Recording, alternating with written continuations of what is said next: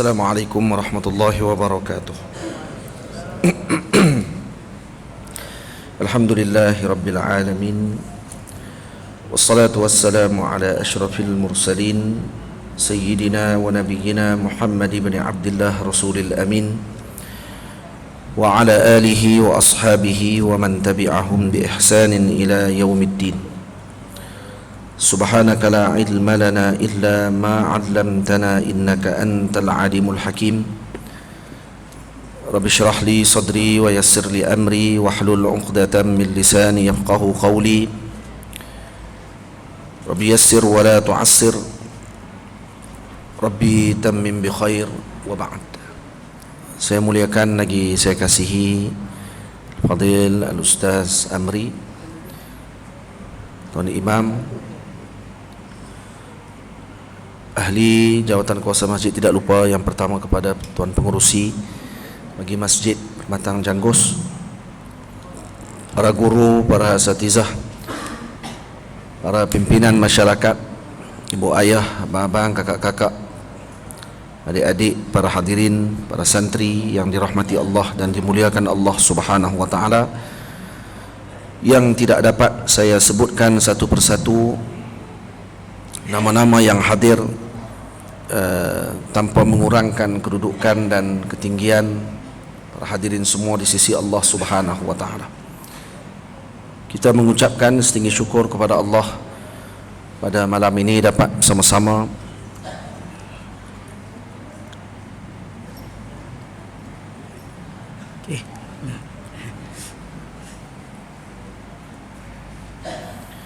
dapat berkumpul bersama-sama di dalam majlis, dan semoga Allah Ta'ala memberikan keberkatan dan kebaikan kepada tempat ini berkat Nabi kita Muhammad sallallahu alaihi wasallam. Hadirin semua, perbincangan kita pada malam ini adalah bincangan yang penting berkaitan dengan persediaan yang perlu kita lakukan bagi menghadapi fitnah akhir zaman. Dan saya suka untuk pada malam ini kita mengambil pedoman dan panduan yang telah ditunjukkan oleh Allah Subhanahu wa taala, yang disebutkan oleh Allah di dalam surah Al-Kahfi, yang mana disebutkan oleh para ulama bahawa banyak para ulama ketika mana membicarakan tentang fitnah, maka mereka akan membicarakan tafsiran bagi surah Al-Kahf, yakni para pemuda yang berada di dalam gua yang beriman kepada Allah Subhanahu wa taala, yang disebutkan oleh Allah di dalam Al-Quran, wa idh i'tazaltumuhum wa ma ya'buduna illa Allah fa'u ilal kahfi yanshur lakum rabbukum min rahmatih. Ini Allah Subhanahu wa taala memberikan dengan rahmatnya kepada Ashabul Kahfi daripada raja kafir yang namanya Duqyanus atau Daqyanus, yang memberikan ujian kepada Ashabul Kahfi yang disebut oleh Allah, idh awal fityatu ilal kahfi faqalu rabbana atina min ladunka rahmatan wa hayyi lana min amrina rasyada. Menunjukkan bahawa mereka lari daripada pemerintahan yang zalim tersebut, ditidurkan oleh Allah selama 300 tahun lebih di dalam gua yang dilindungi oleh Allah Subhanahu wa taala, yang kalau zahirnya gua ini biasanya masuk saja pintunya, kemudian untuk keluar tidak ada, pintu yang sama juga akan keluar. Tetapi menunjukkan bahawa perlindungan yang sebenar adalah daripada Allah, dan tempat itu hanya sebagai asbab untuk mengambil perlindungan. Yang melindungi Allah, seperti mana yang ditunjukkan oleh junjungan besar Nabi kita Muhammad sallallahu alaihi wasallam ketika mana peristiwa hijrah baginda Rasul, baginda Nabi kita Muhammad bersembunyi bersama dengan Sayyiduna Abu Bakar radhiyallahu taala anhu Siddiqul Akbar di dalam gua As-Sawr, yang mana kalaulah dilihat pada sudut adatnya, maka para musyrikin ketika tersebut mampu untuk bertemu dengan Rasulullah dengan mudah, dengan jarak perjalanan ataupun ahli qiyafah yang mereka gunakan sebagai penunjuk jalan dan pengesan kepada perjalanan Rasulullah bersama dengan Sayyiduna Abi Bakar. Dan akhirnya mereka sampai di depan pintu gua, dan kata Sayyiduna Abu Bakar, kalaulah musyrikun pada waktu tersebut tunduk sikit saja, maka mereka akan melihat kami di dalam gua. Tetapi yang mengawal hati mereka dan juga mengawal yang menjaga Nabi kita Muhammad dan Sayyidina Abu Bakar adalah Allah. Malah ditutupi dinding gua tadi bukan dengan batu, ditutupi dinding gua hanya dengan sarang labah-labah. Yang sarang labah-labah kita sedia maklum bahawa ianya jarang dan boleh dilihat di sebaliknya. Jadi maknanya ketika mana dilindungi oleh Allah, dijaga oleh Allah, maka tidak perlu kepada tembok besar, atau seperti tembok besar Cina sekalipun, karena yang menjaga ketika itu adalah Allah, bukan tembok tersebut. Maka muslimun mereka mengambil dengan sebab, tidak meninggalkan sebab, tetapi mereka tidak berpegang dengan sebab. Mereka mengambil dengan sebab, tapi mereka tidak berpegang dengan sebab tadi. Sebaliknya hanya beriktikad dan berpegang kepada Allah Subhanahu wa ta'ala. Maka Allah memberikan panduan besar kepada kita semua bahawa perlindungan sebenar daripada Allah, bukan daripada dinding besar. Dan Nabi kita Muhammad sallallahu alaihi wasallam, para ashabul kahfi, diberi perlindungan oleh Allah dengan ketika mana mereka meletakkan pengharapan tadi kepada Allah, bukan kepada sesuatu sebab yang lain. Yang menjaga pintu bagi ashabul kahfi adalah anjing khitmir, dan yang menjaga pintu bagi Nabi kita Muhammad pada ketika mana musyrikun datang adalah burung merpati yang duduk di depan pintu tersebut bertelur, dan kemudian labah-labah yang membuat sarang, yang bila mana musyrikun melihat sarang labah-labah tersebut, maka mereka katakan kemungkinan Nabi Muhammad berada di belakang sarang tersebut, dan sarang itu mungkin baru dibuat. Maka ahli qiyafah ni ada satu ilmu Arab, dia boleh tahu, dia lebih kurang macam forensik. Pertama, dia boleh tahu jarak, dan dia boleh kesan bau, dan dia boleh tahu umur sesuatu perkara tersebut. Kalau tapak kaki, kalau dia tengok, dia boleh tahu tapak kaki ni dah berapa lama, dah 2-3 hari ke, ataupun baru sangat dalam 1 jam, 2 jam dan seumpamanya. Dan mereka boleh tengok pula umur sarang labah-labah tu. Dan kata ahli qiyafah tadi, sarang labah-labah tu telah ada di situ sebelum kelahiran Nabi Muhammad lagi. Dan tu Nabi masuk, dan kemudian sarang tadi katanya telah ada sebelum kelahiran Nabi Muhammad. Dalam riwayat sebelum kelahiran Ubay, atau Umayyah, minta maaf, Umayyah bin Khalaf, yang mengejar Nabi pada ketika tersebut sampai ke pintu gua. Kata, ni sarang labah-labah ni lebih tua daripada kamu lagi, kamu tak beranak lagi, sarang ni dah ada dah. Kalaulah Nabi Muhammad masuk ke belakang ni, dah tentu terkoyak sarang ni. Tapi sayang, sarang ni masih elok dalam keadaan begini, dan tu dia tak ada. Padahal kalau dia bertunduk sikit saja lagi, dia akan nampak Rasulullah. Dan ini menunjukkan kata apa? Yang melindungi Allah, bukan sarang tadi. Dan ini yang dipegang oleh ashabul kahfi, dan ini yang akan kita dapatkan daripada surah Al-Kahfi. Dalam surah Al-Kahfi ada fitnah yang disebut oleh Allah yang akan kita hadapi sepanjang kehidupan kita. Sebab tu Nabi kita Muhammad sallallahu alaihi wasallam menyuruh untuk kita membaca surah Al-Kahfi.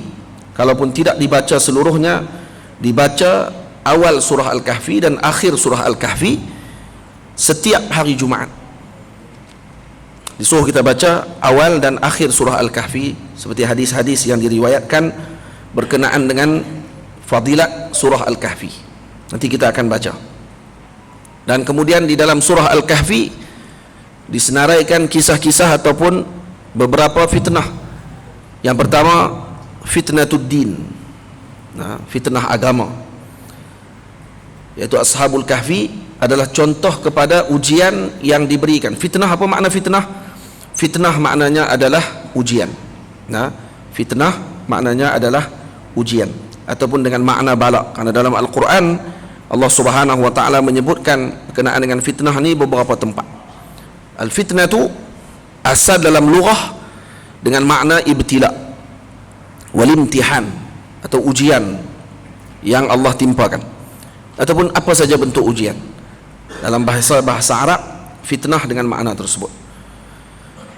Dan fitnah yang paling, maksudnya jima'ul fitan, ataupun keseluruhan makna bagi fitnah adalah al-ibtila wal ikhtibar wal imtihan, ujian maknanya.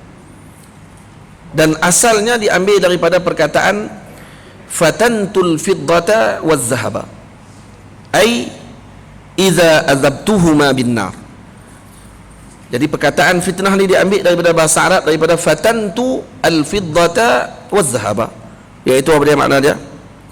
Ketika mana proses peleburan emas dan juga perak, proses tadi disebut dengan fatana. Proses itu disebut fatana. Untuk apa proses tadi dibuat? Litumayyiza ar-radi minal jayyid, untuk membezakan antara yang tidak elok dengan baik. Jadi emas kalau kata nak bagi dia jadi elok, suci ataupun 999 tu, maka proses untuk menjadikan dia emas yang khalis, yang tidak ada campuran daripada bahan-bahan yang lain, maka perlu dilakukan dengan peleburan, baru akan diasingkan. Jadi proses peleburan tu dalam bahasa Arab disebut fatana. Dan tu diambil perkataan fitnah. Kenapa? Karena fitnah adalah proses untuk menjelaskan hal manusia, sama ada baik ataupun tidak baik. Jadi proses peleburan kepada manusia untuk nak tahu dia ni baik ke tak baik adalah dengan ujian. Ketika ujian datang, barulah orang tadi akan ditentukan, orang ni baik ke orang ni tak baik, orang ni boleh tahan ke orang ni tak boleh tahan. Tamam? Hak tu yang disebutkan dengan fitnah pada sudut bahasa, dan kesinambungan daripada itulah disebut dengan al-fitnah. Tamam? Dan fitnah dalam Al-Quran Allah Ta'ala sebut banyak tempat. Ada beberapa makna dalam Al-Quran yang Allah Ta'ala sebut dengan fitnah. Contohnya ayat Allah dalam surah Al-Baqarah, وَمَا يُعَلِّمَانِ مِنْ أَحَدٍ حَتَّى يَقُولَ إِنَّمَا نَحْنُ فِتْنَةٌ فَلَا تَكْفُرْ.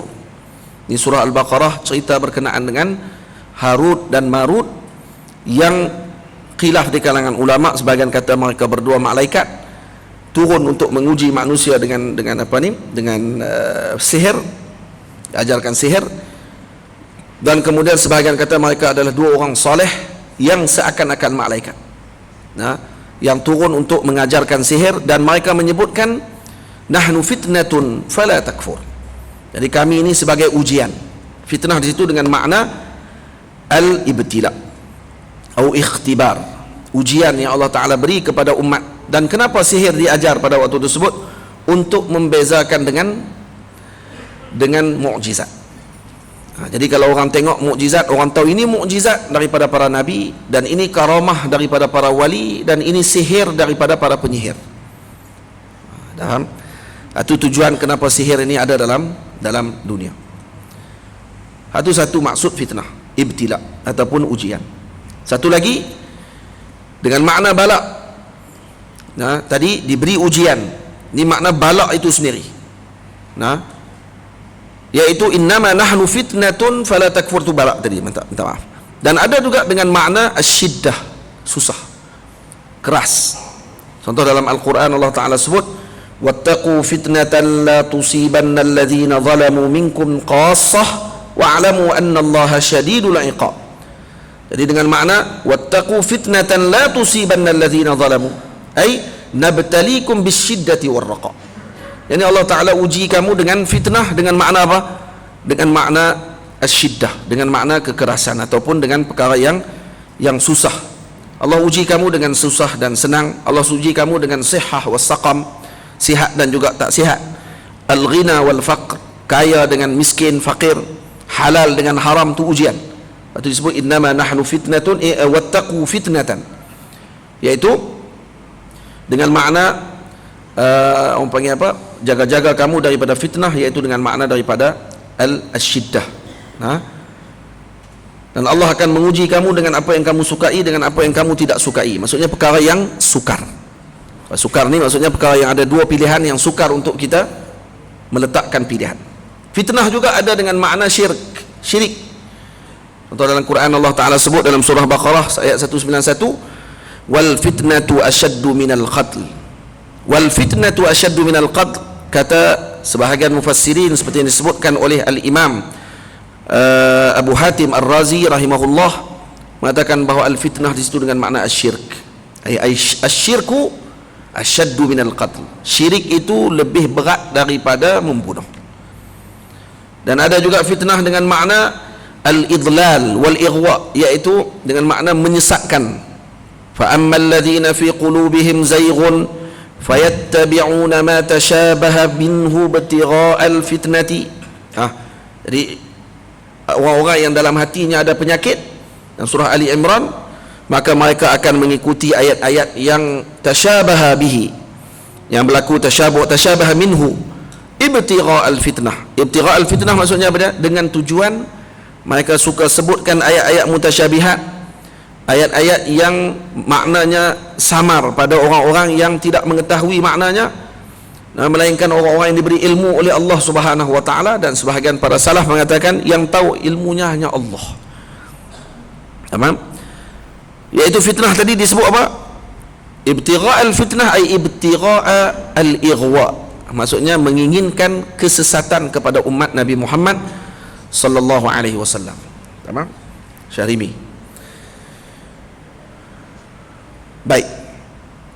Dan sebahagian lagi, itu antara perkara yang disebut oleh Allah dalam Al-Quran tentang fitnah.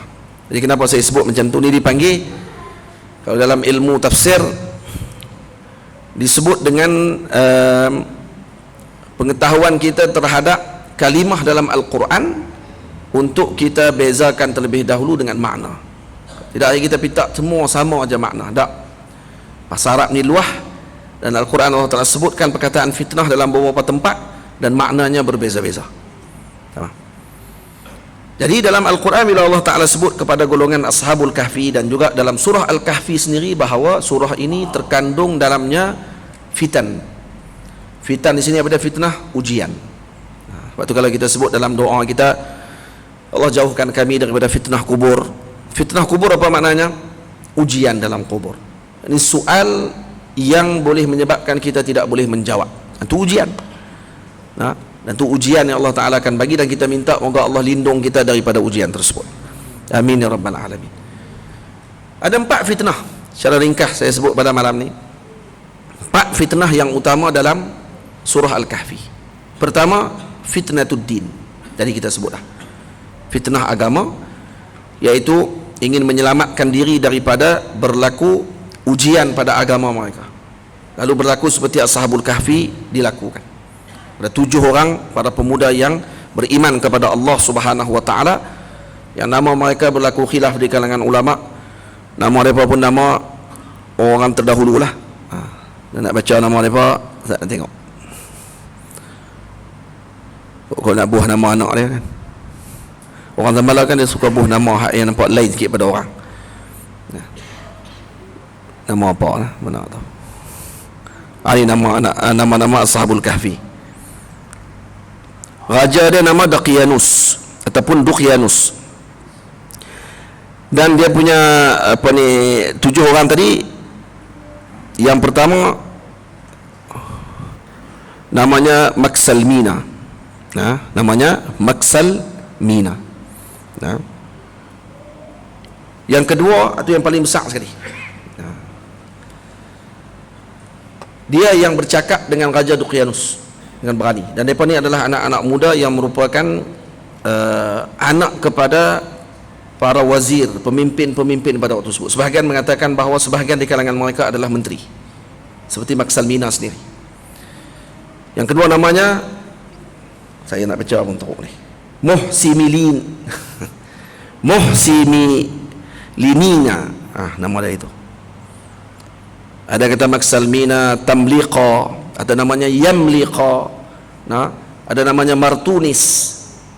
Ada dalam bacaan dibaca dengan martus, bukan martunis, martus. Ada namanya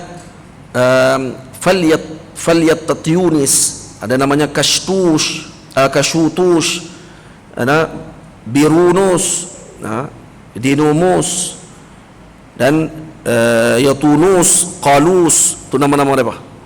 Kalau macam bahasa, kalau Greek zaman dulu dipanggil Maximus, itu nama-nama belakang tu. Ini bukan Transformer ni. Dia kata ni macam Optimus Prime ni, dia kata ni. Itu ada mes belakang tu, belakang. Itu macam tu lah, Maksalmina, Dinamus, nama mereka macam tu.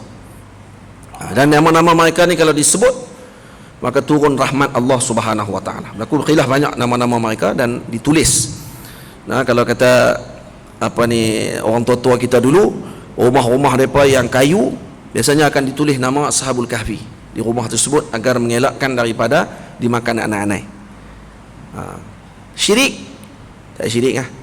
Hak kata syirik tu tak erti. Kita ambil sebabnya, no? Ambil sebabnya. Bukannya masalah apa pun. Tak ada syirik apa lah. Boleh. Dan nama-namanya orang soleh. Ada beberapa nama kata para ulama, seperti nama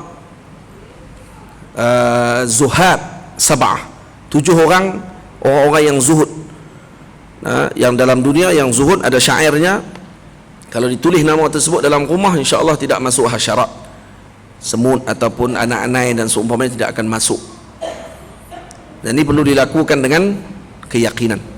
Perlu dilakukan dengan keyakinan. Kalau tak yakin tak boleh lah. Dia tak akan jadi. Dia benda yakin ni, kata guru kami Maulana Syekh Ahmad Mamduh, yakin ni kadang-kadang boleh menyebabkan berlakunya keajaiban.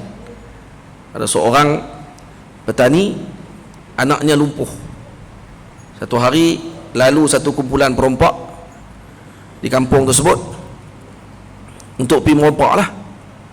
Jadi orang zaman dulu kalau kata lalu di rumah orang, kalau ketuk pintu, maka tuan rumah akan melayani mereka sebagai tetamu, tak kira siapa pun. Jadi dia akan layan sebagai tetamu, jamu makan apa yang ada di rumah dan seumpamanya. Jadi perompak-perompak ni mereka nak pergi merompak lah. Tapi dia tak rompak lah rumah tu biasa aja, rumah orang kampung, rumah petani je.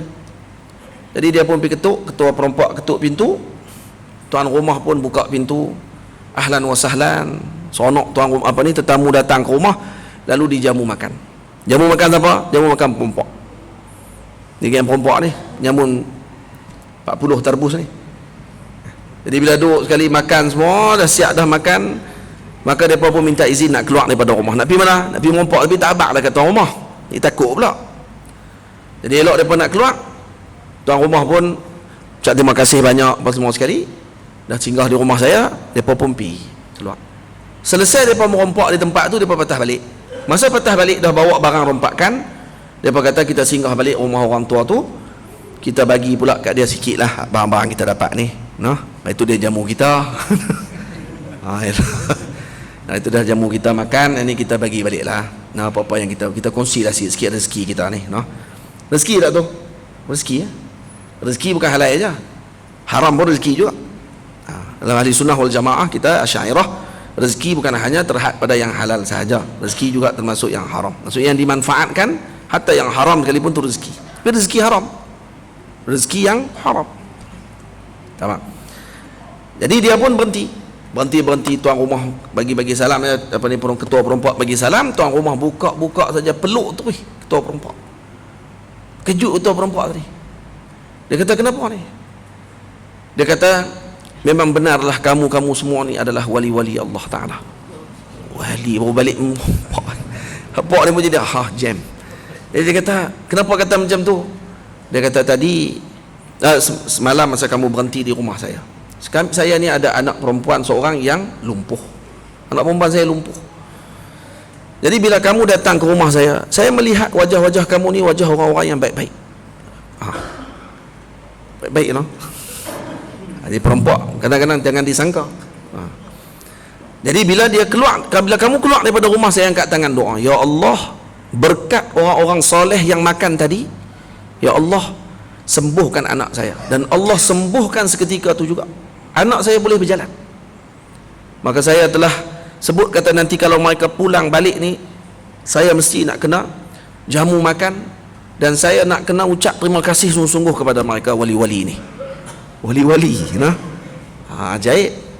Ketuk-ketuk pintu kena peluk lah, peluk, dan kemudian memang dia dah buat jamuan, dah siap dah untuk bagi kepada kelompok kelompok perompak yang lalu tadi. Dan apa yang berlaku selepas tu? Ya, dengan i'tiqad orang tua ni, maka Allah Ta'ala sembuhkan anak dia. I'tiqad yang baik dia kepada umat, yang tadi salah seorang ataupun sekelompok yang melakukan kesilapan tadi, dan akhirnya mereka berubah dengan i'tiqad yang berlaku daripada orang tua tersebut. Tamam? Ya, berubah ke semuanya. Syahrimi, duduk jauh sikit kalau kata nak main tidur tadi. Mengganggu pemandangan. Main duduk depan ni, betul main tidur. Dan sebab santri saya, bukannya ni orang lain. Orang lain tak apalah, tidur kan, nak dengkok ikut suka dia lah tu kan. Jadi ini antara para kekasih-kekasih Allah Subhanahu wa taala yang mana mereka ini lari daripada raja yang zalim semata-mata untuk menyelamatkan agama Allah Subhanahu wa taala. Menyelamatkan agama yang mereka ataupun pegangan yang mereka anuti pada waktu tersebut. Tamam? Tak mau bahas lah macam kita dah bahas baru ni. Nah, jadilah tu. Dah bahas dah semua, keluar dah kitab-kitab apa semua kali, berkelahi apa lagi. Jadilah tu. Nah. Sebut pasal fityatun amanu bi rabbihim wa zidnahum huda. Mereka orang-orang yang beriman yang mana ditambahkan kepada mereka dengan Allah dengan petunjuk. Ashabul Kahfi. Jadi mereka lari dengan sebab apa? Menjaga daripada fitnah agama. Fitnah kedua yang disebut oleh Allah dalam surah Al-Kahfi adalah fitnah yang berkaitan dengan al-mal, fitnah harta. Ini yang kedua. Yang ini disebut kisah Ashabul Jannatain.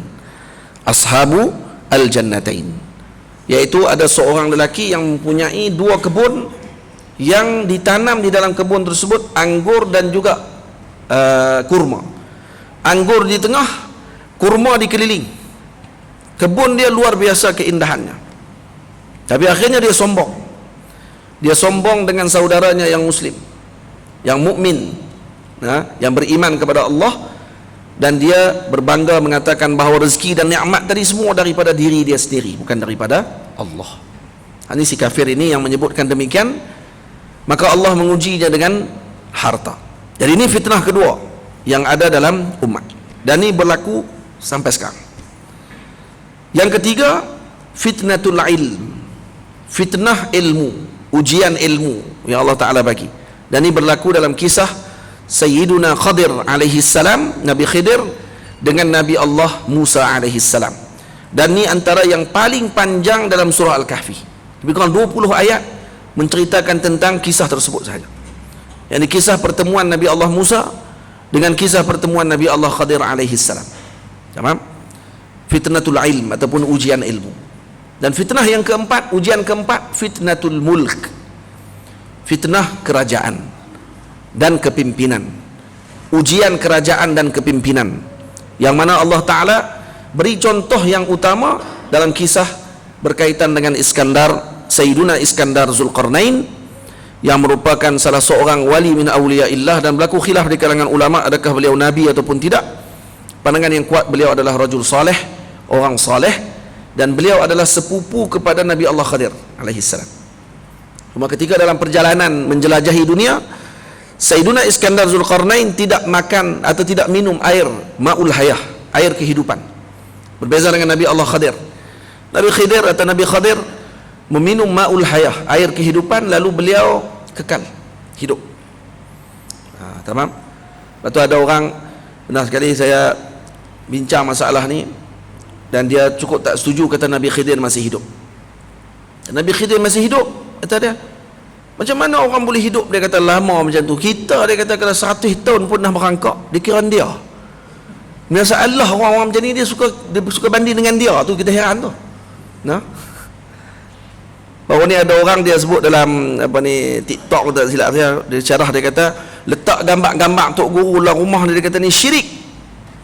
Kan gambar Tok Guru, dia kata tu gambar haduk kat jalan, billboard tu dia kata tu semua syirik, dia kata syirik sepanjang jalan. Wih, syirik semua. Serabutlah dengar. Kalau orang hak jenis tak tahu apa bercakap ni, dia jadi syok zaman lah ni. Kebebasan dah memang lah. Handset dia, TikTok dia punya, ikut suka dia kata. Jadi zaman menunjukkan kecerdikan masing-masing. Kecerdikan lah, boleh lah, tahu. Kecerdikan masing-masing.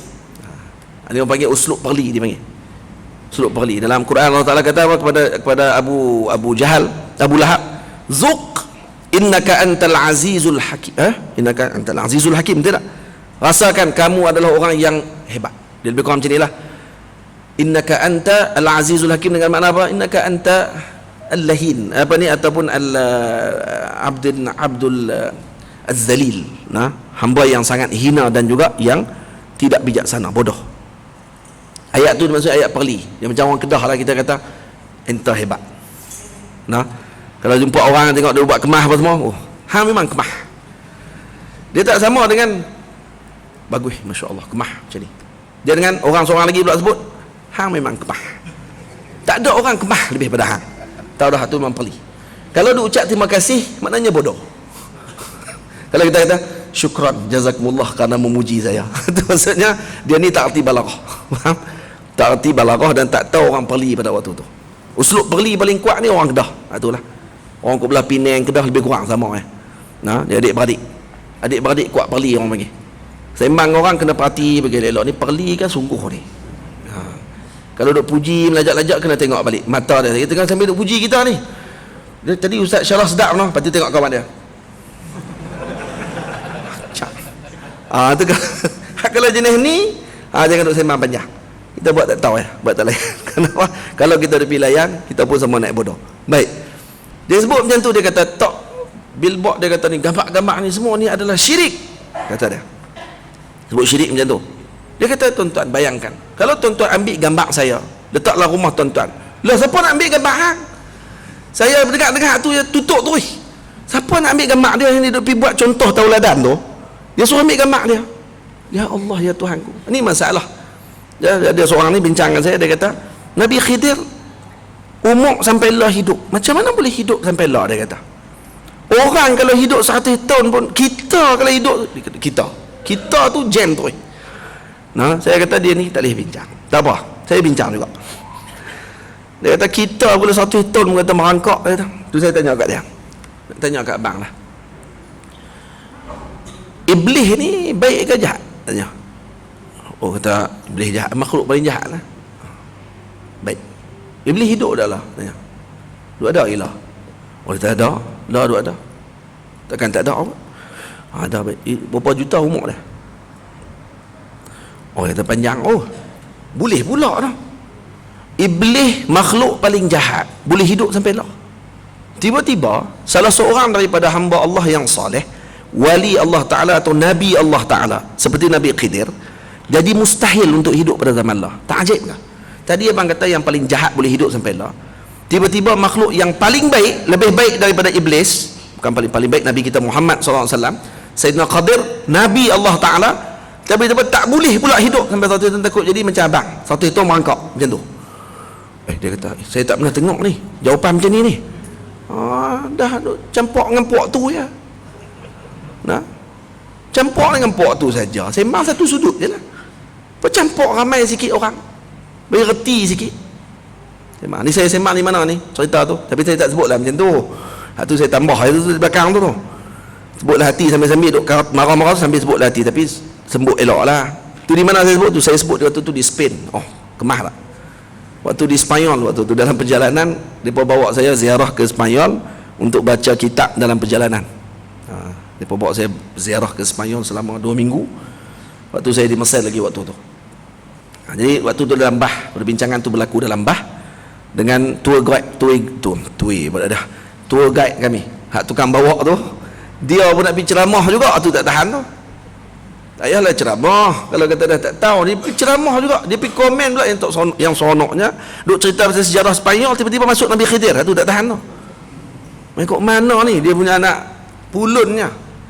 Kali apa kena konar tu lah, kali dia kata, saya tak nak dengar jawapan tu. Tak nak dengar lah, campur satu sudutnya. baca pun satu kitab. Jadi saya kata, dan kalau mereka bagi contoh, dia kata Nabi Khidir tidak lagi hidup pada zaman sekarang ni. Kenapa? Karena Nabi pernah menyebutkan pada satu malam di Madinah Al-Munawwarah, Nabi mengatakan dalam hadis tersebut bahawa daripada saat aku menyebutkan ini sehingga 100 tahun akan datang, tidak akan ada seorang pun ala wajhil ard, di atas muka bumi ini yang hidup pada waktu tersebut. Maknanya Nabi kata waktu sekarang ni aku sebut sampai 100 tahun lagi. Dan kata para ulama, terakhir di kalangan para sahabat Nabi yang wafat namanya Sayyidina Al-Imam Sayyidina Abu Tufail. Sahabat Nabi namanya Abu Tufail, dan umurnya ketika wafat pada waktu tersebut adalah ketika tahun 100 Hijriah, lebih kurang. Nah, lebih sikit lah daripada zaman Nabi SAW menyebutkan perkataan tadi. Maknanya tidak ada lagi sahabat selepas tu. Sebab tu ada orang yang mengaku kata selepas tu dia kata dia sahabat pada umur dia 600 tahun katanya. Saya sahabat, tapi bila tengok balik dengan tahun yang dia ada pada waktu tersebut, ni berlaku dalam kitab-kitab hadis disebut, atau kitab-kitab rijal, ada dua orang lelaki yang mengaku kata mereka adalah sahabat Nabi pada waktu tu, dan kemudian dia hidup sampai sekarang, masih hidup lagi katanya sampai waktu itulah. Dan kalau dikira dengan umur waktu tu 600 tahun. Ini kalau bercanggah lah dengan hadis tadi. Kenapa? Karena Nabi kata siapa yang ada ala wajhil ard, di atas muka bumi pada waktu sekarang ni, maka dia tidak akan hidup pada waktu ni. 100 tahun lagi dia tidak akan hidup. Ini yang sebahagian ulama seperti Al-Imam Ibn Hajar dan seumpamanya berpegang mengatakan Nabi Khidir telah wafat kerana berdasarkan hadis tadi. Baik, macam mana pula ulama yang pegang kata Nabi Khidir masih hidup? Dan bukan seorang yang jumpa dengan Nabi Khidir, ramai yang jumpa Nabi Khidir. Nah, baik, kalau macam tu macam mana pula? Maka kata mereka, Nabi kata ala wajhil ard, Nabi Khidir bukan di atas muka bumi, Nabi Khidir duduk di atas laut, maka dia tak termasuk dalam doa tu. Tu jawapan para ulama yang kata Nabi Khidir masih hidup lagi, karena beliau tidak duduk di atas muka bumi waktu ketika mana Nabi menyebutkan doa tadi ataupun sebutan tadi, khabar tadi. Sebaliknya beliau berada ala wajhil ard, ala wajhil ma, iaitu di atas air pada waktu tersebut, karena beliau penjaga laut. Dan disebutkan oleh para awliya Allah Subhanahu wa taala. Saya tidak maulah panjang benda-benda macam tu lagi. Tuan-tuan kata cerita apa pula ni? Cerita apa? Jadi fitnah kalau cerita ni, jadi fitnah. Ada orang kata kadang-kadang dia kata, kenapa nak cerita benda macam ni kepada orang awam dan seumpamanya?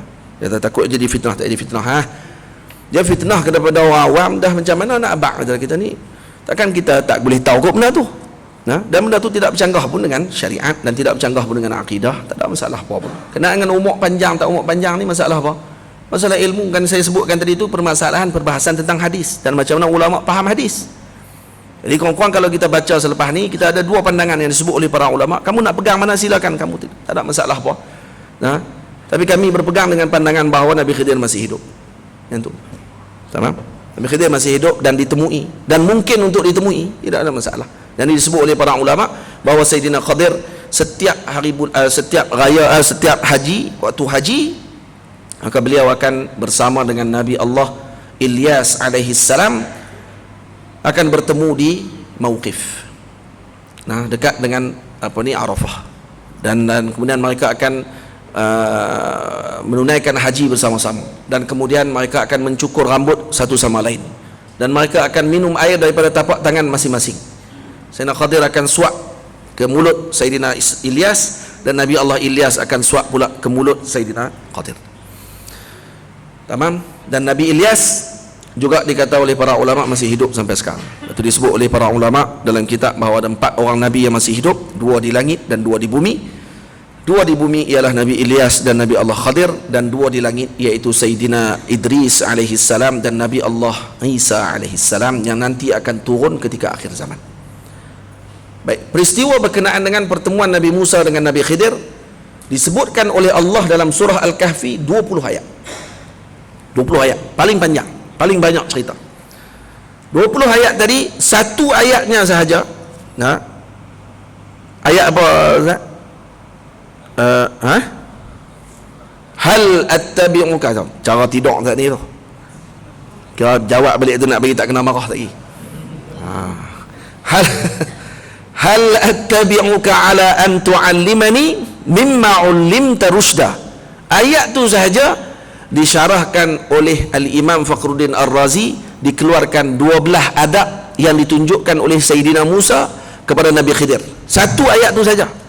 Tu tak syarah 20 ayat. Kalau syarah 20 ayat jadi kitab ni. Ni. Satu kitab ni. Ni kitab tajuknya Asrar Al-Abdus Al-Asrar Asrar Al-Abdi Salih wa Musa alaihi salam.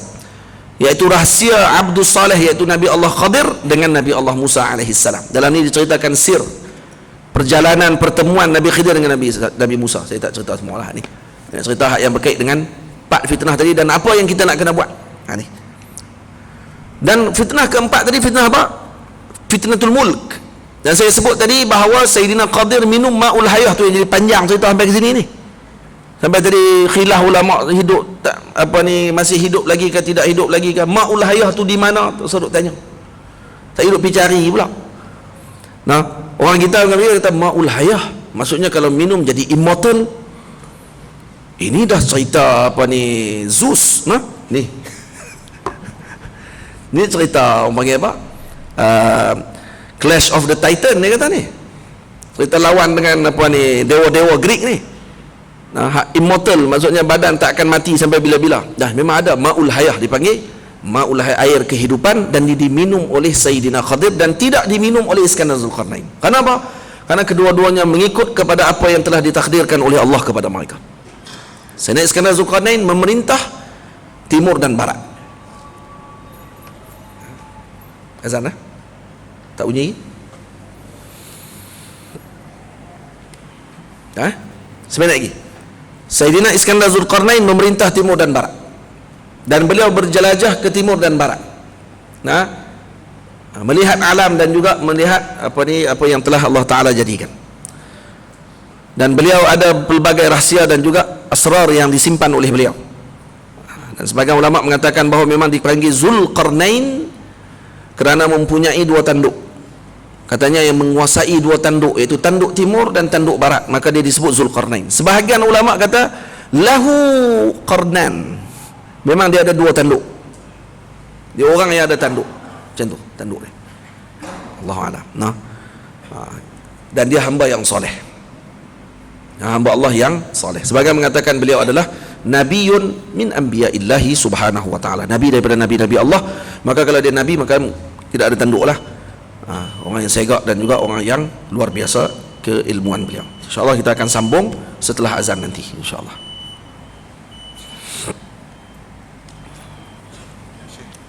Ya, sila.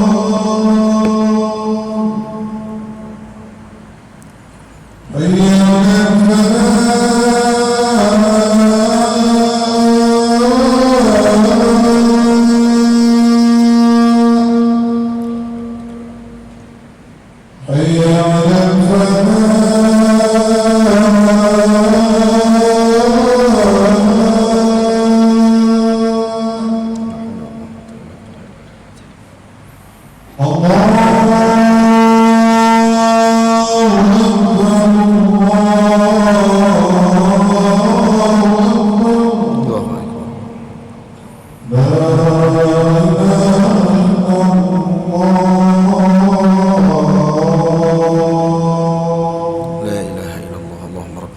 الدعوة التامة والصلاة القائمة التي سيدنا محمد الوسيلة والفضيلة والشرف والدرجة العالية الرفيعة وبعث مقاما محمودا الذي وعدته إنك لا تخلف الميعاد.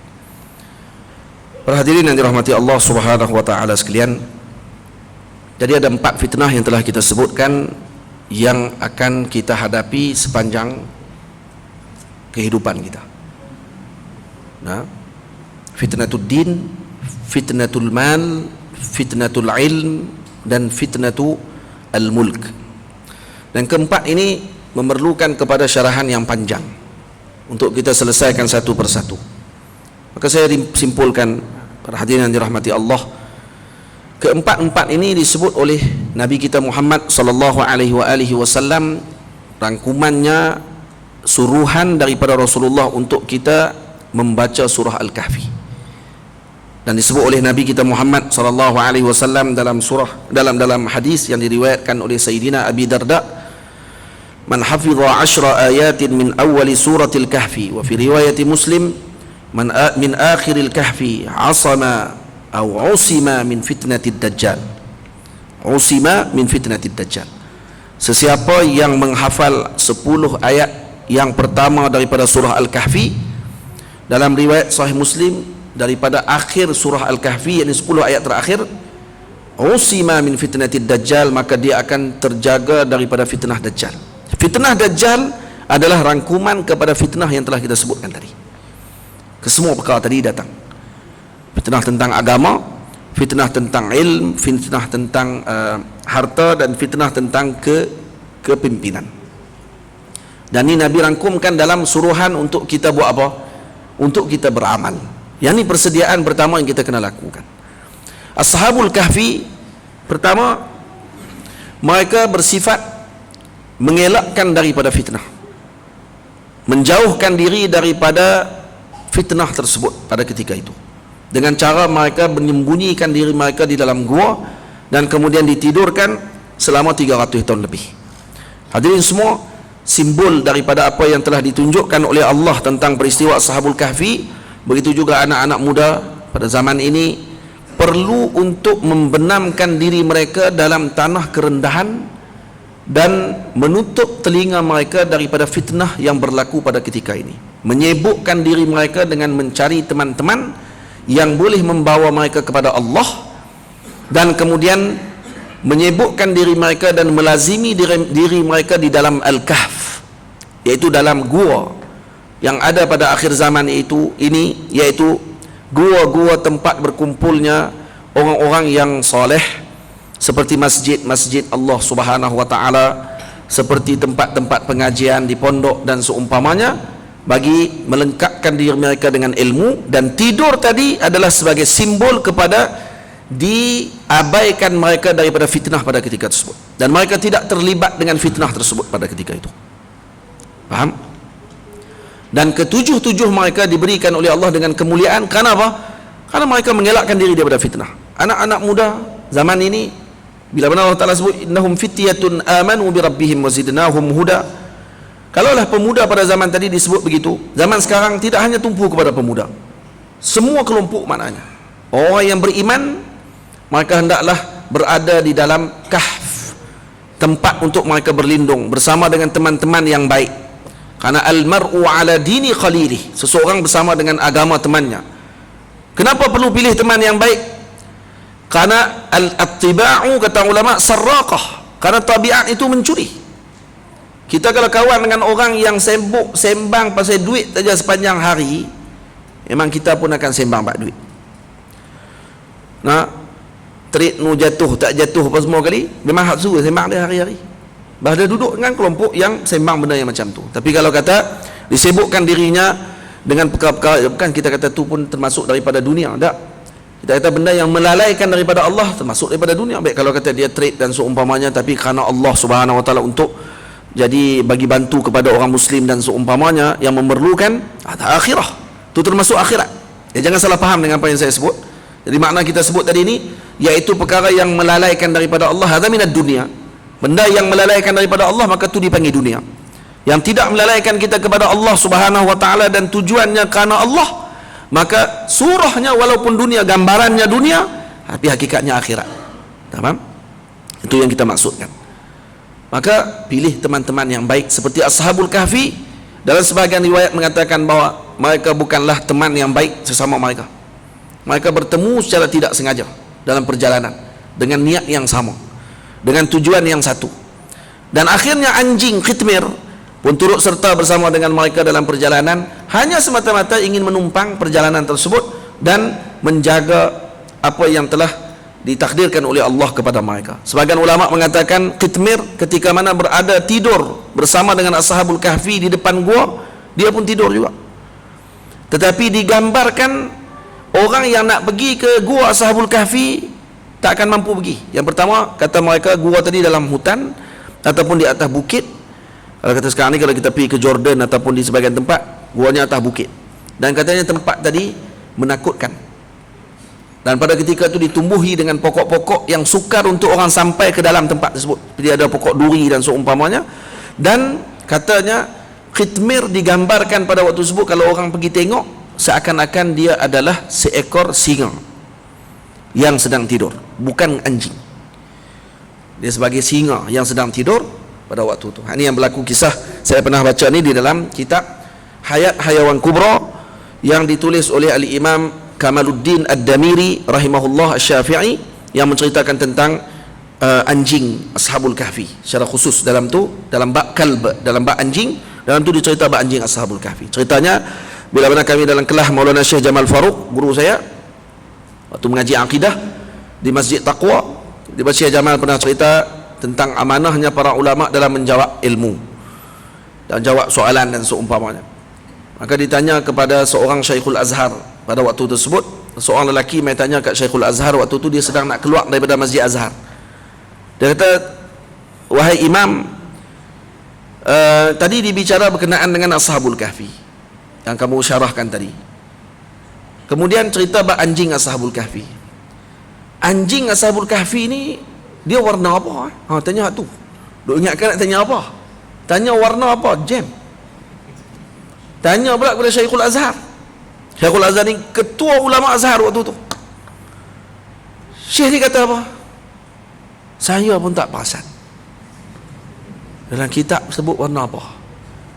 Dia tak marah. Dia tak kata tanya soalan kan anjing warna apa, ikut sukalah warna apa. Tanya penting-penting sikit tak? Saya tak kata macam tu. Tak, kamu tanya soalan. Dan hak dia untuk dia tanya soalan.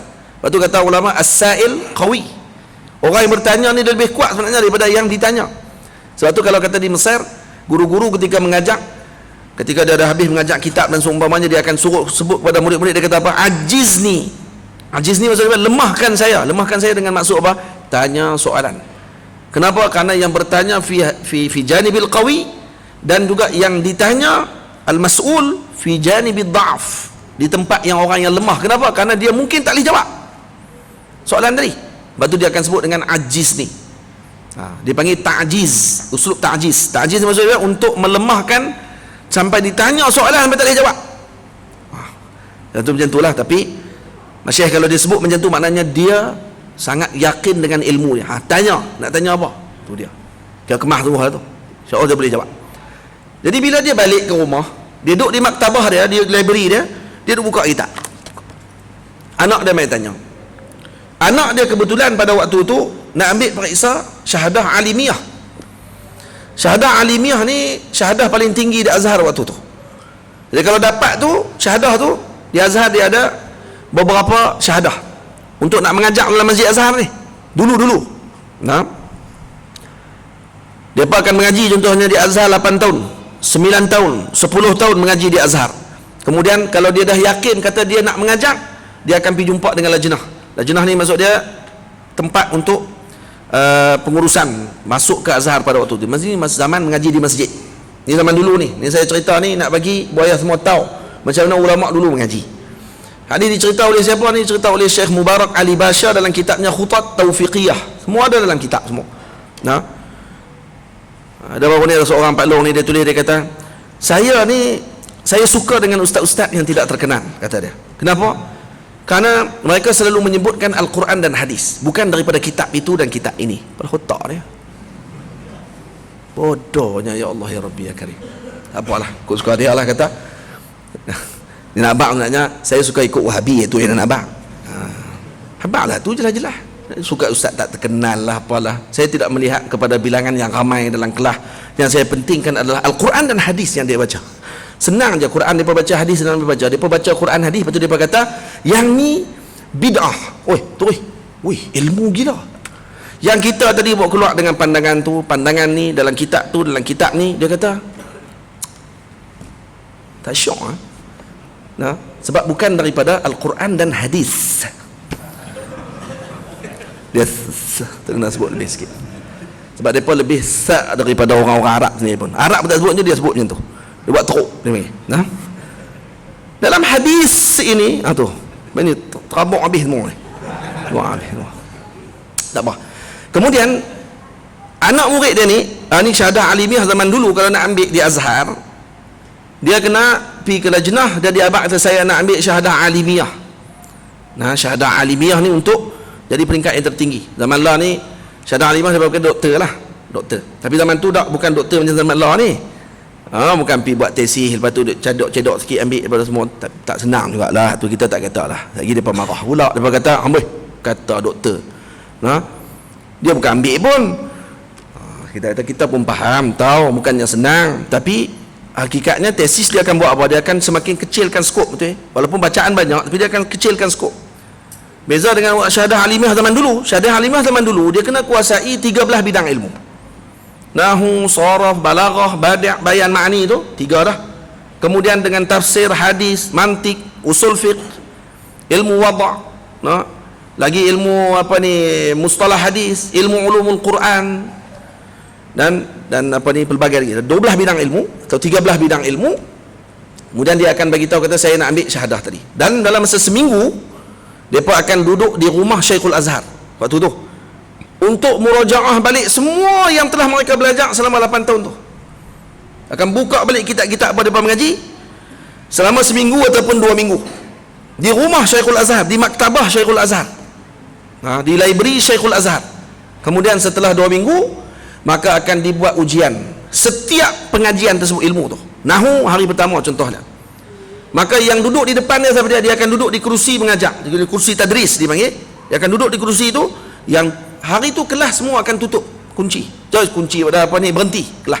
Sebab guru-guru semua akan main duduk di depan dia waktu tu. Ni hak duk mengajar Masjid Azhar semua, hak dah ada syahadah alimiah sebelum ni, hak mengajar nahwu semua tu akan duduk di depan dia, keliling dia. Kemudian mereka akan dengar dia mengajar. Dia akan baca qala musannifu rahimahullahu taala kata-kata. Lepas tu tok guru akan tanya, ya Maulana, tanya untuk guru dia, kenapa dibaca macam tu tadi, kenapa macam ni, contohlah. Maka dia akan jawab pada tu. Waktu itulah mereka akan letakkan markah. Dia boleh jawab ke tak boleh jawab. Hari kedua, madah kedua, ilmu kedua. Hari ketiga, madah ketiga. Berapa hari? 12 hari. 12 hari yang memeritkan. Sebab dia nak kena syarah depan tok guru dia semua. Dan hari ke-13 yang akan hadir adalah Syekhul Azhar, Mufti Diyar Misriyah, Mufti pun akan hadir, Syekhul Azhar, Hakim Mahkamah, dan ni semua alim-alim yang dulunya semua keluar daripada syahadah alimiah, dan mereka pula akan duduk kat depan pada waktu itu. Dan hari ke-13 itu tidak lagi terhad kepada satu ilmu saja. Mana-mana ilmu pun akan ditanya pada hari tersebut.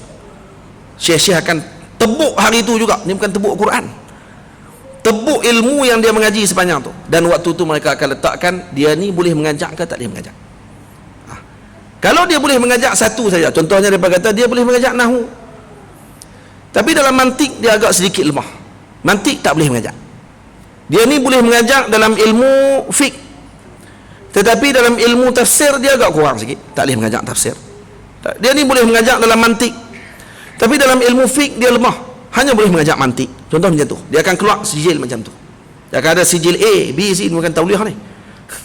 Nah, dia ada A, B, C juga untuk mengajak yang seluruhnya dan seumpamanya. Dan antara ulama yang boleh mengajak ke semuanya yang zaman dulu adalah Syekhul Azhar, Syekh Ad-Damanhuri. Syekh Damanhuri pengarang Sulam Idah Mubham, dan dia bukan zakat boleh mengajak mazhab Syafi'i saja. Dia diberi izin untuk mengajak ke semua mazhab. Maliki boleh fatwa, dia bukan sekadar boleh mengajak, boleh berfatwa. Dia boleh fatwa dalam mazhab Maliki, dia boleh fatwa dalam mazhab Hanafi, dia boleh fatwa dalam mazhab Syafi'i, dan boleh fatwa dalam mazhab Hambali. Keempat-empat, dan disebut dia, digelar dia dengan Al-Mazahibi, yakni orang yang boleh berfatwa dengan seluruh mazhab. Siapa yang bagi izin waktu tu? Para masyayikh Azhar waktu tu. Anak Syekhul Azhar ni, tengah Syekhul Azhar tadi balik ni, patah balik cerita tadi. Dan siapa yang mengajak waktu, contohnya lah, kalaulah kata dia pergi mengajak juga, tak dapat izin, dia pergi mengajak, dia pergi buka kelas juga, pergi mengajak juga, walaupun dia tak lulus, maka akan sampai surat pertama daripada Azhar. Orang akan mengadu, kata dia ni bukan tak dapat ke dulu, kenapa dia diajak juga, mengajak juga, maka akan dihantar surat pertama, tak amaran. Dia mengajak lagi juga, dihantar surat kedua, amaran kedua. Dia mengajak lagi, maka tidak lagi dihantar surat amaran, ditangkap orang ni dan lalu dibawa dikeliling Kahirah. Ketua Kahirah pada waktu tu dibawa dia, letak dia atas himar, atas keldai, dibotakkan kepala dia, lalu dipusing seluruh kota Kahirah sambil dibunyikan loceng, dan orang akan buat pengumuman, jaga-jaga, ni orang ni duduk atas keldai ni, dia ni nak mengubah agama Allah Subhanahu Wa Taala. Tu dia. Jadi bayang-bayang agak-agak macam mana nak mengajak Masjid Azhar waktu tu. Kalau silap je boleh pergi mengubah agama Allah. Tapi zaman orang tak takut benda tu. Dia baca ikut suka dia, dia syarah ikut suka dia, dan dia tak takut pun dia ubah agama Allah. Tamam? Kemudian bila Syekhul Azhar ni balik, patah balik cerita tadi, nak habis dah ni. Dia pun buka kitab, anak dia tanya, ayah buat apa? Dia kata tadi lalu dekat Masjid Azhar, ayah dia Syekhul Azhar. Nak jadi Syekhul Azhar ni, cukup jadi Syekhul Azhar pun kita tahu dah lah, tak payah tanya lah dia ujian macam mana, faham tak? Nah, jadi bila ditanya, ayah dah buat apa? Dia kata tadi saya lalu nak keluar daripada masjid, tiba-tiba ada seorang hamba Allah Ta'ala tahan saya dan tanya kepada saya, anjing Ashabul Kahfi warna apa? Ni saya duk buka kitab, dia kata ni duk cari tengok anjing Ashabul Kahfi warna apa tahu. Sebab saya dah kata insya-Allah esok saya akan jawab. Masa duk cari lagi tak jumpa, kata dia. Anak dia kata, astagfirullah. Dia tanya yang tu, ayah jawab je lah, dia kata. Syekhul Azhar. Syekhul Azhar kan, Syekhul Azhar kalau dia kata warna hitam pun orang percaya, kalau dia kata warna kelabu-kelabu percaya. Dah Syekhul Azhar yang jawab ni. Syekhul Azhar waktu tu dengar, ayah ni dengar, tak apa. Jadi dia pun buka. Esoknya tu ataupun minggu selepas tu ada imtihan, ada periksa untuk anak dia, dan yang menggagalkan anak dia adalah ayah dia sendiri. Ayah dia gagalkan periksa dia tidak lulus. Budak ni tidak lulus, pada anak dia alim. Kenapa tidak lulus? Kata dia, ya dia alim. Guru lain semua tak setuju. Kata kenapa digagalkan? Dia alim dan dia jawab semua betul. Tak, dia tidak ada amanah. Dia alim tapi tidak ada amanah dalam ilmu. Semalam waktu ketika mana saya sedang cari tentang apa ni, warna Ashabul Kahfi, anjing Ashabul Kahfi, Qitmir, lalu dia suruh saya jawab ikut suka saya, tanpa saya rujuk kepada apa yang disebut oleh para ulama, dan dia suruh saya tipu pula tu. Dia tahu orang macam ni tidak layak untuk jadi alim. Dia kena bertaubat dulu daripada dosa dia, kena ubah dulu perangai dia, baru dia boleh jadi alim. Macam tu. Allah, jaga sungguh para ulama dulu, jaga sungguh ilmu mereka, sampai anak mereka sendiri pun dia takkan bagi kalau tidak ada amanah. Nah, dan saya bila dengar baca cerita tu, saya balik ke rumah, saya pun buka kitab Hayat Hayawan Kubra. Saya ajarlah kok ni cerita bab binatang, kok jumpa.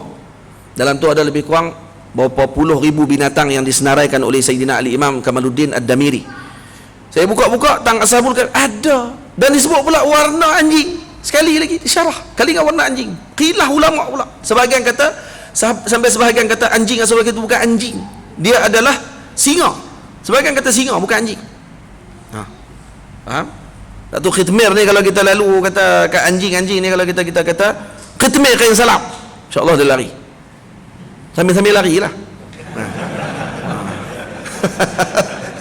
Saya lari, jangan takut, insya-Allah. Qitmir apa ni, ketua segala anjing. Dan Qitmir nanti di dalam syurga akan jadi orang, yang akan berubah jadi orang, insya-Allah. Kita akan temu nanti insya-Allah sama dengan beliau. Dia akan jadi orang.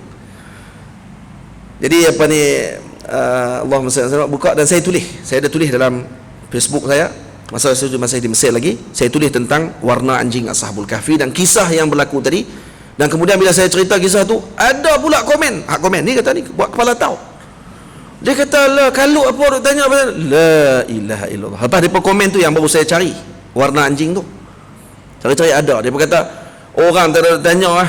Ni semua tak dapat faedah soalan-soalan ni. Betul kata ni tak dapat faedah apa ni, Imam Kamaluddin Damiri bahas. Ada faedahnya. Dan soalan tadi kita tak tahu siapa yang tanya. Nah, sebab yang datang tanya tu kadang-kadang wali-wali Allah Ta'ala yang datang menguji para ulama untuk melihat bagaimana mereka amanah ataupun tidak. Al-Imam Syafi'i pernah ditanya oleh seorang lelaki, datang dalam majlis beliau, dan orang semua tengok bagaimana takutnya Imam Syafi'i waktu jawab soalan daripada lelaki ni. Lelaki ni kata, wahai Imam, wahai Muhammad bin Idris, saya nak tanya soalan kepada kamu. Dia pun tak nak tengok lelaki ni mai. Tengok-tengok mai tanya soalan macam tu. Tanya pula sambil dengan tahdid. Tahdid maksudnya apa? Bagi dengan ugutan tu. Dan mereka kata tak pernah tengok Imam Syafi'i sepucat tu. Imam Syafi'i tak ada siapa berani. Al-Imam Rabi' kata aku nak minum ayak, tapi Imam Syafi'i pun tak berani. Haibahnya Imam Syafi'i. Tapi laki ni mai, Imam Syafi'i jadi pucat. Dia kata apa? Ada satu soalan kepada kamu. Kalau kamu berhujah, dari mana kamu ambil hujah kamu? Katanya daripada Al-Quran. Dalilnya, maka dia pun sebut dalil Al-Quran. Kalau tidak ada dalam hadis Nabi SAW. Baik, hadis. Lagi apa lagi dalil yang boleh diambil untuk mengambil hukum? Cerita lebih kurang macam itulah. Dia kata daripada ijma' muslimin. Dari mana dalilnya? Kata dia. Dari mana dalilnya ijma' muslimin? Syafi'i diam, tak jawab. Mana dalilnya? Jadi lelaki ni kata, baik, saya akan datang lagi 3 hari. Kalau boleh jawab, teruskan mengajar. Kalau tidak boleh jawab, berhenti saja daripada mengajar. Itu dia. Pucat Imam Syafi'i. 3 hari itu Al-Imam Syafi'i buka Quran ni setiap hari. Dia hafal Quran dan dibuka sehari 2 kali buka, dan dilihat untuk jumpa ayat ni. Jumpa ayat dia. Ayat dia apa dia? Ingat ada ayat dia? Saya pula terlupa. Ayat dia apa? Ilham Ustaz nak cerita dah sebelum ni. Ayat dia daripada Arif Billah. Nama dia Arif Billah, santri seorang nama. Santri baru nama Arif Billah tu dia. Nama apa Arif? Ingat ada ayat tu? Pernah dengar cerita tu? Tak dengar lah? Ada satu ayat. Wattabi' sabilal mu'minin. Jangan ayat dia?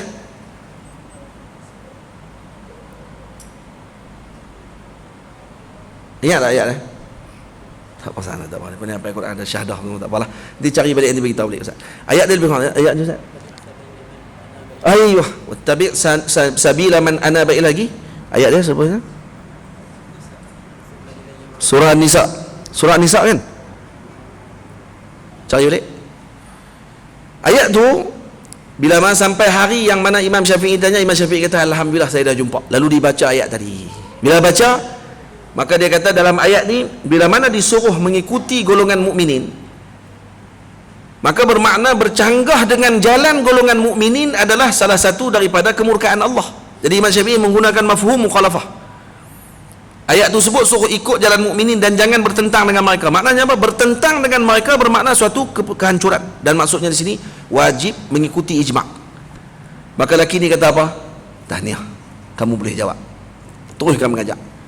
Kata ulama, tahu siapa dia lelaki tadi? Sebahagian kata ulama itu adalah malaikat Allah yang datang bertanya soalan kepada Imam Syafi'i. Sebab tu Imam Syafi'i takut. Sebab Imam Syafi'i kenal ni malaikat Allah. Sebahagian lagi mengatakan bahawa beliau adalah Nabi Khidir alaihi salam yang dikenali oleh Imam Syafi'i dan muridnya tidak kenal. Kerana itu Imam Syafi'i takut. Kerana kalau dia bagi mengajar, boleh mengajar. Kalau dia tak bagi mengajar, tak boleh mengajar. Dan ini adalah penentuan hidup dan mati. Betul tu. Dan dia kenal siapa yang saya tanya tadi. Sebahagian mufassirin seperti kepada guru saya di Al-Azhar dalam kuliah tafsir mengatakan hadza malakun min malaikatillah. Itu malaikat daripada malaikat-malaikat Allah yang datang bertanya soalan terus kepada Imam Syafi'i untuk dijawab oleh Imam Syafi'i. Kalau tak boleh jawab, maka dia perlu berhenti daripada mengajar pada waktu tersebut. Dan ini bukti bahawa Imam Syafi'i melepasi soalan yang ditanya oleh malaikat. Itu dia. Maksudnya hak mai ikhtibar, yang mai soal tadi ni bukan orang calang-calang. Nah, salah satu daripada makhluk Allah Ta'ala yang agung-agung. Ini pada zaman dulu. Macam tu keadaan mereka. Dan juga bagaimana mereka berhadapan seperti mana saya sebutkan tadi. Khitmir, cerita saya panjang sangat dah, no? Khitmir duduk dengan Ashabul Kahfi, Allah Ta'ala masukkan mereka ke dalam syurga. Khitmir dimasukkan dalam syurga. Betul? Itu juga kata ulama, kalau kita nak masuk syurga, maka hendaklah kita bersama dengan orang-orang soleh. Khitmir bersama dengan orang soleh masuk syurga walaupun dia binatang. Takkanlah kita kalau kata bersama dengan orang soleh akan diabaikan oleh Allah. Semut yang beradab dengan Sayyiduna Sulaiman, waktu ketika mana Raja Semut sebut kepada Nabi, disebut Namlu Sulaimani, semut Sulaiman. Semut Sulaiman ni semut dia besar-besar, dia tak ketik orang. Semut ni suruh para semut yang lain masuk ke dalam sarang masing-masing. Kenapa disuruh masuk? Kata semut ni kepada kawan-kawan dia, kepada anak-anak buah dia, dia kata apa? Masuk, kerana nanti kamu dipijak, takut kamu dipijak oleh mereka dalam keadaan mereka tidak sedar. Dia tak tuduh yang pijak tadi salah, dia tuduh kawan-kawan dia yang salah tak masuk. Dia pun bukan nampak kamu tu kecil. Sebab tu Nabi Sulaiman gelak. Nabi Sulaiman dalam ayat Quran tadi ni, Nabi Sulaiman gelak. Kenapa gelak? Gelak kagum dengan adab Raja Semut ni. Dia tak salahkan kami, malah dia menyalahkan diri mereka yang tidak masuk ke dalam lubang.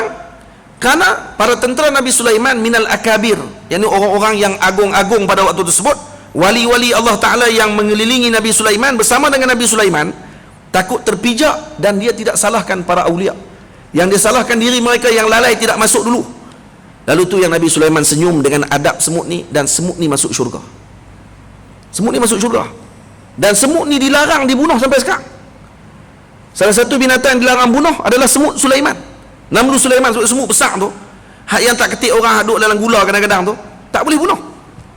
Haram hukum dia bunuh. Salah satu binatang yang diharamkan bunuh. Kenapa? Kerana keturunan dia dulu pernah beradab dengan Nabi Sulaiman alaihissalam. Bayangkan ibu ayah semua, kalau kita beradab dengan para wali Allah Ta'ala, para salihin, maka kita moga-moga diselamatkan oleh Allah. Dan ini salah satu cara untuk kita bersedia pada akhir zaman. Kita nak bersedia dengan amalan kita. Saya hari ini nak cerita kepada ibu ayah semua, nak suruh kita semayang sehari 1000 rakaat, mustahil. Kita bukan Imam Abu Hanifah boleh semayang 1000 rakaat sehari, dan kita bukan Imam Ahmad bin Hanbal boleh semayang waktu sihat 500 rakaat ke 1000, waktu tak sihat 250 rakaat. Waktu tak sihat, kita waktu sihat 2 rakaat pun bangga esok pagi. Tahajud baru 2 rakaat mai, esok sembang dah di kedai kopi. Rupanya tahajud ni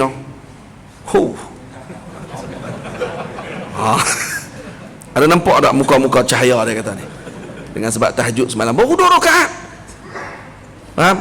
Imam Ahmad 250 rakaat kalau tak sihat. Kalau sihat 500 rakaat ke 1000 rakaat. Macam mana mereka boleh habiskan masa macam tu? Adakah tu berlaku dengan sadfah tiba-tiba? Tak, perlu isti'dad yang luar biasa. Saya tidak mau cerita yang tu.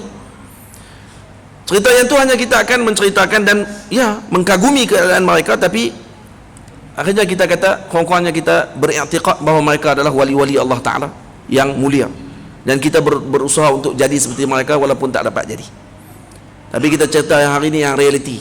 Apa yang kita nak kena buat? Duduk dengan orang-orang soleh. Yang tu insya-Allah kita boleh buat. Jangan benci orang-orang soleh, jangan bermusuh dengan orang-orang soleh. Siapa orang soleh? Siapa sahaja, kita tak kenal. Kata guru saya Maulana Syekh Ahmad, kalau kamu nak baik sangka dengan siapa pun, maka anggapkan semuanya Nabi Khidir, insya-Allah kamu akan baik sangka dengan semua orang. Lepas tu jangan bermusuh dengan sesiapa pun. Kita bukan bermusuh dengan individu, ibu ayah semua. Saya duk marah dekat Wahabi, bukan kita dengan individu Wahabi, tetapi kita marah dengan pemikiran mereka. Tapi ketika mana mereka mula menyentuh peribadi-peribadi orang dan seumpamanya, dan ini adalah salah satu daripada sifat ketidakbijaksanaan. Comel dah ayat kita? Comel kan? Tukar sendirilah ayat tu kan, kepada makna masing-masing. Tak cerdik. Kenapa MP buat macam tu? Apa benda yang faedah yang kita akan dapat dengan umat kalau dibincangkan dengan masalah tersebut? Ini bukti kepada kegelojohan. Dipanggil barbarian dalam ilmu. Dan ini salah satu fitnatul ilm, ketika mana tidak disulami dengan adab, yang mana diambil daripada guru-guru mursyid, seperti yang ditunjukkan oleh Sayyidina Musa dengan Nabi Khidir, dan bagaimana rendahnya diri Nabi Musa walau dia lebih tinggi kedudukan daripada Nabi Khidir, dan tak ada khilaf tentang masalah tersebut. Nabi Musa nabi ketiga selepas Nabi Muhammad, paling tinggi kedudukannya, tapi mampu merendahkan diri pada ketika tersebut di depan Nabi Khidir alaihi salam, dan meminta untuk mengikut petunjuk Nabi Khidir.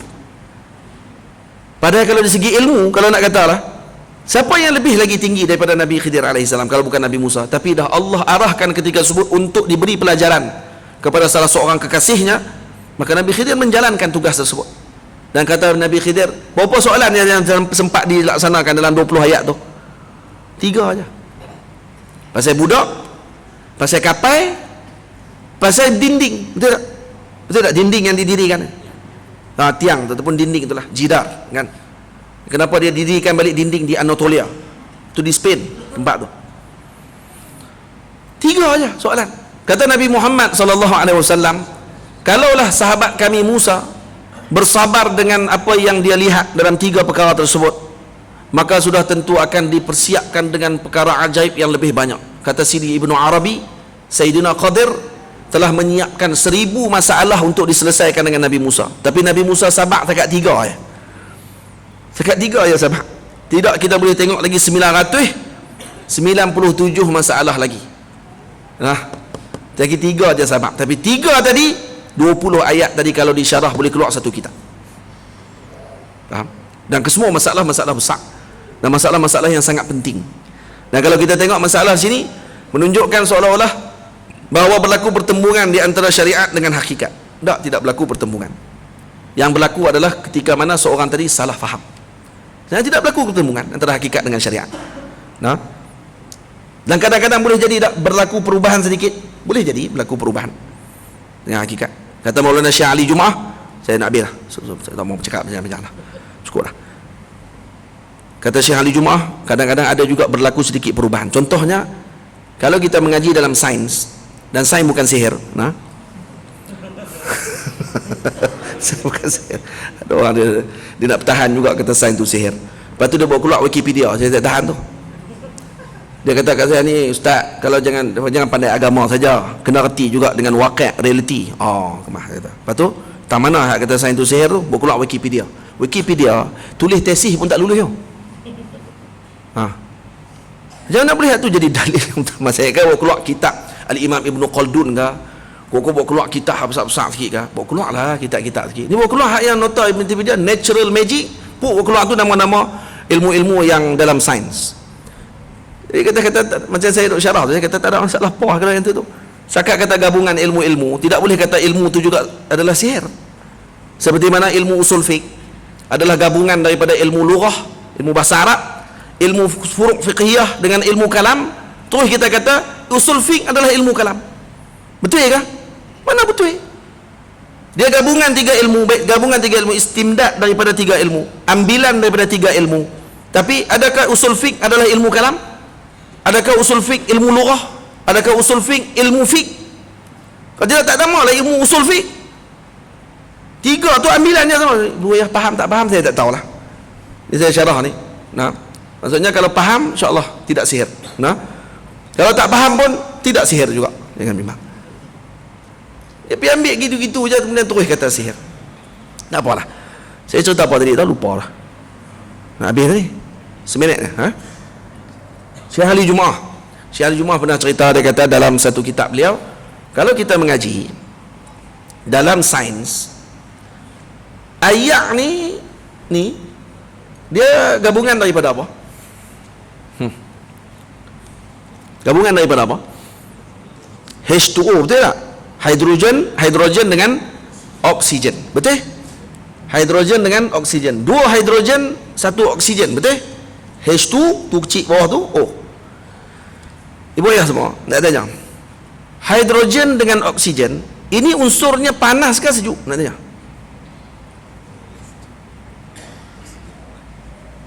Hidrogen juga panas. Kalau kita ikut ni, hidrogen juga panas. Karena dia juga bahan membakar, betul tak? Hidrogen juga digunakan untuk membakar, oksigen juga digunakan untuk membakar. Betul? Kedua-duanya adalah bahan bakaran. Macam mana 2 bahan bakaran gabung jadi ayak yang sejuk dan luar biasa. Tak ajaib ke tu?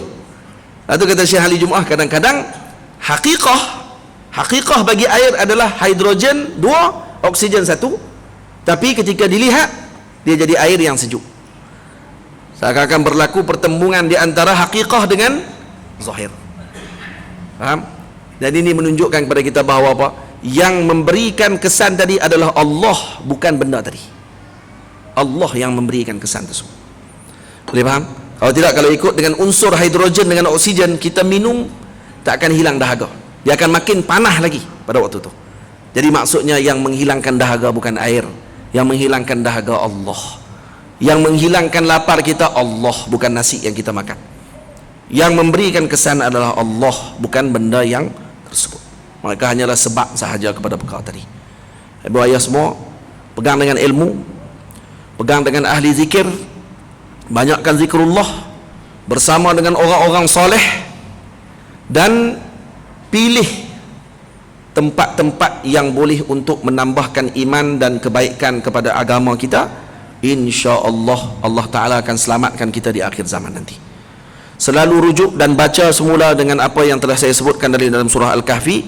Dengar semula insyaAllah. Kalau ada rezeki pulang, ibu ayah doa saya, moga saya dapat mengarang sebuah risalah syarahan berkenaan dengan ayat surah Al-Kahfi tentang 4 fitnah yang kita sebutkan tadi. Kalau ada rezeki peluang, kalau kita ni nanti kita syarahkan lagi nanti insyaAllah.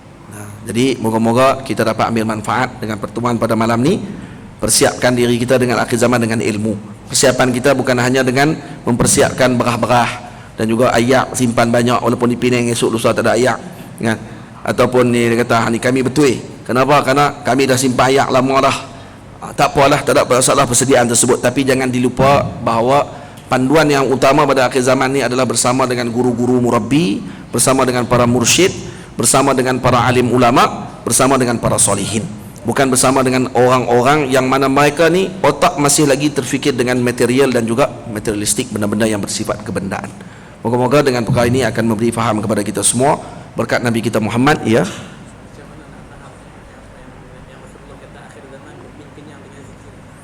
macam mana nak faham dengan mukmin kenyang dengan zikir pada akhir zaman? Itu maknanya nak bagi tahu kepada kita bahawa pada akhir zaman ini paling utama pada kita waktu ini adalah dengan amal, dan zikrullah adalah amal yang paling utama sekali pada akhir zaman. Nah, waktu dalam Quran Allah Ta'ala sebut berkenaan dengan apa ni, dalam zikir ni disebut apa ni, Allah Ta'ala kata apa?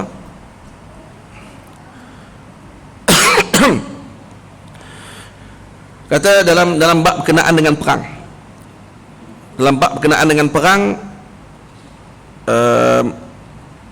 apa kata Allah Subhanahu wa taala? Apa dia dalam perang berkenaan dengan ni? Dia kata wazkurullaha katsira. Wazkurullaha katsira. Sebelum tu cerita bab perang. Ada ayat dia. Tak ingat dah saya. Jadi dalam ayat tadi menyebutkan kepada kita bahawa nak perang, yang pertama persiapan, dan kedua adalah zikrullah. Dan kalau kita baca dalam kitab-kitab para ulama dan juga dalam ayat-ayat surah Al-Kahfi ini, kebanyakan ahli mereka yang disebutkan tadi adalah kerana mereka meninggalkan zikir. Fitnah tadi akan berlaku ketika meninggalkan zikir. Ashabul Kahfi ahli zikir. Sayyidina Qadir, Sayyidina Musa ahli zikir. Sayyidina Iskandar Zulkarnain ahli zikir. Nah, Ashabul Jannatain dia bukan ahli zikir karena dia kafir, maka karena itu Allah memberikan ujian kepada dia. Untuk selamat dengan semua perkara tadi, mesti termasuk daripada ahli zikir. Dan Allah suruh kita tanya kepada ahli zikir. Fas'alu ahla zikri in kuntum la ta'lamun. Ahli zikir dengan makna ahli ilm wal amal. Berilmu dan beramal dengan ilmu, bukan hanya semata-mata ilmu. Allah Ta'ala tak sebut dalam Quran fas'alu ahlal ilm. Dan Allah Ta'ala kata fas'alu ahla zikr. Maksudnya ahli ilm wal amal. Karena zikir adalah samarah, kesan utama yang paling besar dalam amal adalah zikir. Dan zikir paling siqal, paling berat bagi kita untuk kita amalkan berbanding dengan main mengaji. Karena apa? Karena main mengaji dia ada huzuz nafs, dia ada sedikit keistimewaan. Karena kita boleh cerita balik ke orang apa yang kita dapat pada hari ini dengan ilmu baru yang kita dapat. Contohnya, saya dengar satu tafsiran, contoh, saya boleh cerita ke orang, dan orang kata, kamu memang bagus, kamu memang pandai dalam ilmu, contoh. Tapi kalau zikir, dia nak cerita apa ke orang zikir dia? Dia akan datang rasa kepada diri dia. Tapi dia nak cerita balik ke orang, orang akan petikaikan dia dengan rasa dia. Dan kata Nabi SAW, uzkurullah kathiran, banyakkan kamu zikir hatta yuqalul majanin, sampai kamu disebutkan orang gila. Macam tu. Sampai kamu disebut sebagai orang gila dengan banyaknya zikir kepada Allah Ta'ala. Dan ahli akhir zaman, ketika mana tidak ada lagi kepala lembu pada waktu itu, hatta kepala lembu lebih mahal daripada emas, para pengikut Nabi Isa alaihissalam dan pengikut kepada Imam Mahdi pada waktu tersebut, zikir mereka adalah apa? Allah, Allah, Allah, dan Allah mengenyangkan mereka pada waktu tersebut. Jadi maknanya apa dia? Ahli pada waktu tersebut adalah ahli zikrullah. Jadi Dajjal tidak akan datang pada kita ketika mana kita ni ilmu tinggi. Dia tinggi lagi pada kita. Dia akan dia akan kalah dengan ahli zikir. Karena zikrullah akan menyelamatkan umat ini pada akhir zaman. Karena itu kalau pegang ni dengan baik, ilmu tidak ditinggalkan, zikrullah tidak ditinggalkan bersama dengan majlis-majlis zikir, insya-Allah Allah Taala akan selamatkan kita pada akhir zaman ni.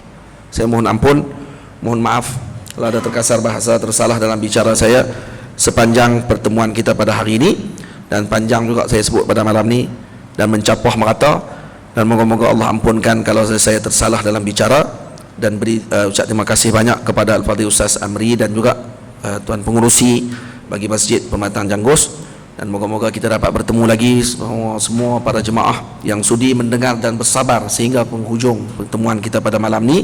Saya mohon ampun, mohon maaf. Aqulu qawli hadza astaghfirullahal azim li wa lakum. Saya minta izin dulu sebab tapi ada jamuan apa kan? Kami dah semayang tadi. Kami dah musafir lagi. Kan saya tulis ni boleh insya-Allah.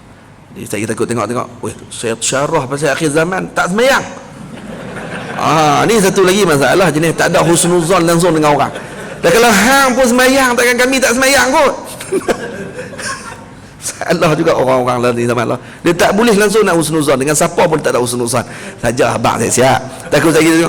Apa orang mayang dia tadi bukan main kisah Dajjal lah apalah.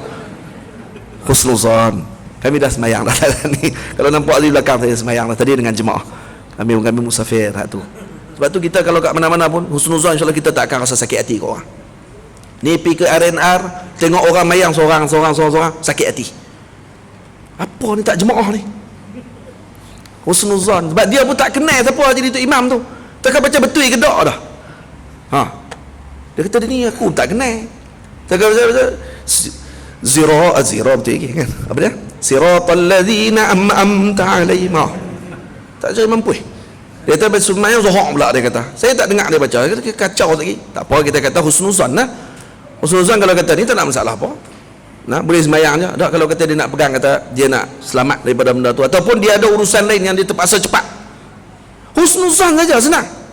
Dia nak semayang seorang, ikut suka dia. Mungkin dia tak jumpa aku hadis. Semayang 27. Semayang seorang-seorang 1. Dia tak jumpa aku hadis tu. Ataupun dia jumpa tapi dia ada masalah. Mungkin kalau dia semayang jemaah, mungkin dia boleh terberak waktu tu. Tapi kalau semayang seorang-seorang, dia tak akan terberak. Husnuzan, insya-Allah. Kita tak akan rasa sakit hati, betul tak? Tapi bila kita ada husnuzan ke orang, anu tak kenal, ni tak kenal, lah kali kita tak akan tenang hidup kita. Betul? Bukan sebab saya kami dah semayang tak sana ni, tak. Ni akhir zaman juga tu pun. Assalamualaikum warahmatullahi wabarakatuh.